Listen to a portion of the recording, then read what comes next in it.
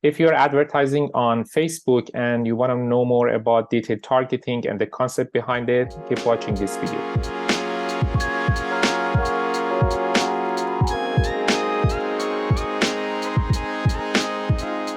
Before I start this video, I wanted to mention that if you are looking for a way to make income from digital marketing, there is a platform that thousands of people around the world, including myself, using to establish our business and grow. And this platform provides step-by-step training and mentorship.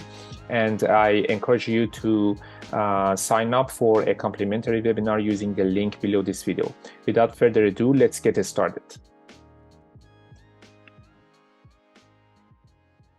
In this video, I'm going to talk about Facebook detailed targeting and the concept behind it. So if you ever advertised on Facebook, you know that when it comes to detailed targeting, there are 3 sections that you need to fill out and put some information in. The first one is general audience, that you put some traits and characteristics of the audience in the text box. And then after that, Facebook give you option to narrow your audience. And then after filling that information, Facebook give you another option that you can narrow your audience further. So I'm going to explain each of these sections for you.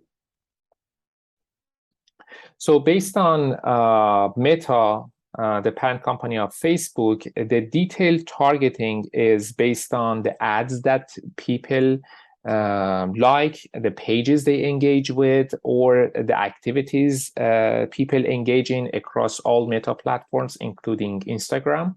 And you need to keep that in mind.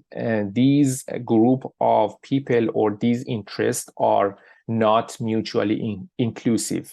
They are not mutually inclusive, meaning that if you choose, for example, people who are interested in traveling, which are 20 million, and then also you choose people who are interested in action movies, which, for example, let's say that includes 10 million. So these 2 groups of people, they don't overlap, meaning that there is not a person who are interested in traveling and also action movies at the same time. So that means that these 2 groups of people, they don't overlap. They are not mutually inclusive. So we are talking about, in this case, 30 million people. If you look at the upper right corner of the screen, I'm going to write down, the estimated audience here in the example that we are seeing together. So in this case, if you add your audience that are interested in traveling and action movies, so your estimated audience are 30 million. Now, let's see what happens if you narrow your audience further. So you moved on from general audience or general section to narrow audience.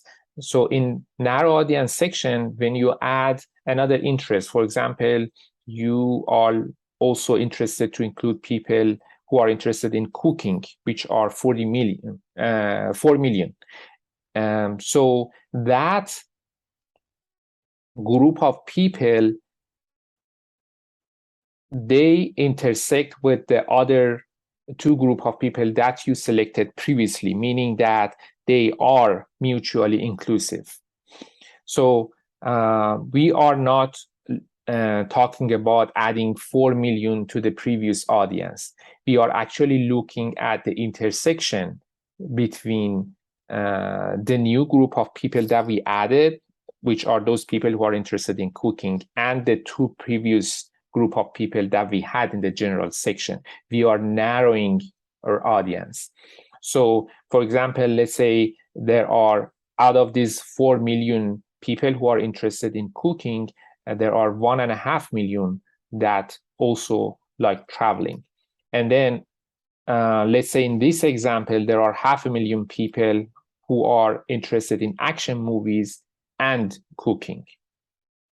So if you remember previously, our audience was 30 million. Now, when we narrowed our audience, the estimated audience decreased to 2 million from 30 million. Now, let's say we wanted to add another criteria to the narrow audience section. Let's say we wanted to also include people who are interested in yoga, which are, in this example, 12 million people. And because it's in the narrow audience section, we need to look at the overlap between that group of people and the two groups of people that we selected previously, which are people interested in traveling and action movies. So let's say in this example, 3 million out of 12 million people interested in traveling and yoga, and also 1 million people interested in action movies and yoga. And keep that in mind that all these groups that we are adding in the narrow audience sections, they are not mutually inclusive, meaning that the people who are interested in cooking and yoga, they don't overlap. They only overlap with those that we selected in the general audience section, in the previous section. So now our estimated audience actually increased to 6 million from 2 million.